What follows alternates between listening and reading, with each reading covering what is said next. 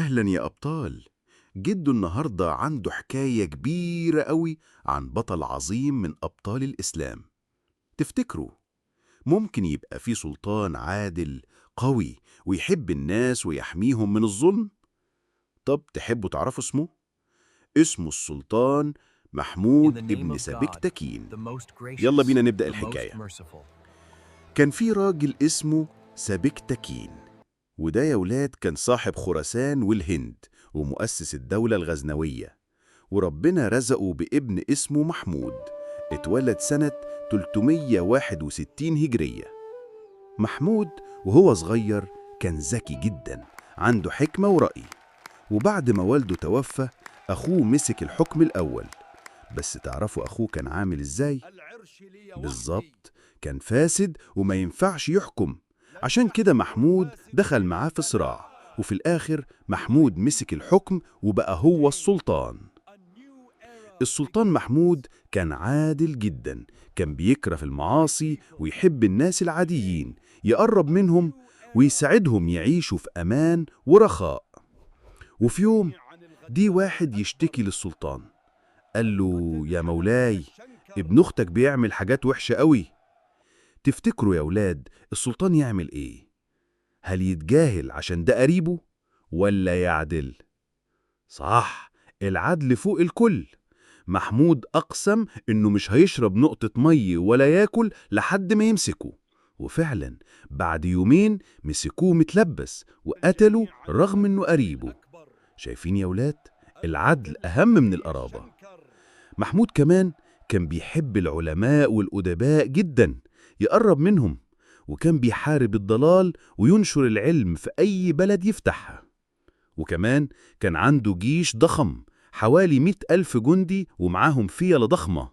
ولما استقرت الدولة، الخليفة العباسي القادر بالله اداله لقب يمين الدولة. وقضى كمان على الدولة السمانية اللي كانت زمان دولة خير، لكن بقت مليانة فساد. ومن أعماله الكبيرة إنه حارب المذاهب الضالة زي القرامطة والإسماعيلية، وكان شديد جدا مع رسل الدولة الفاطمية، حرق كتبهم وهداياهم، وكمان أزال الجهمية والمعتزلة. شايفين قد إيه كان حريص على الدين الصحيح؟ والعلماء مدحوه. شيخ الإسلام ابن تيمية قال: مملكة محمود كانت من أحسن الممالك. الإسلام والسنة كانوا ظاهرين أيامه، والبدعة كانت مقموعة.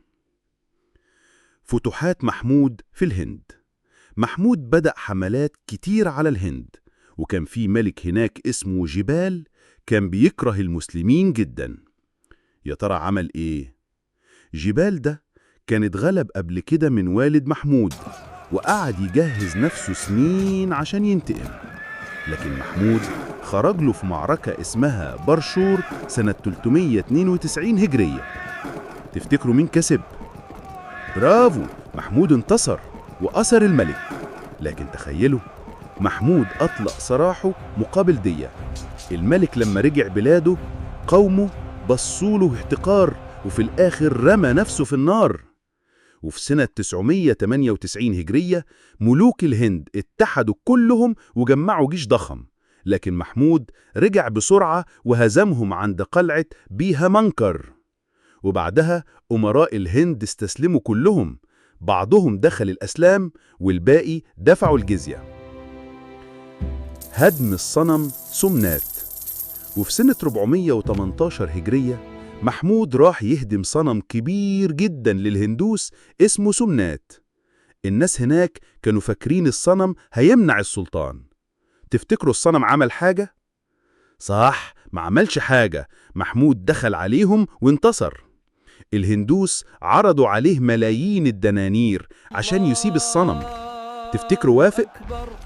بالظبط، قال: يوم القيامة أحب أكون الراجل اللي كسر الصنم مش اللي باعه بفلوس. وبالفعل كسره ولقى فيه كنوز ضخمة. وفاة السلطان محمود.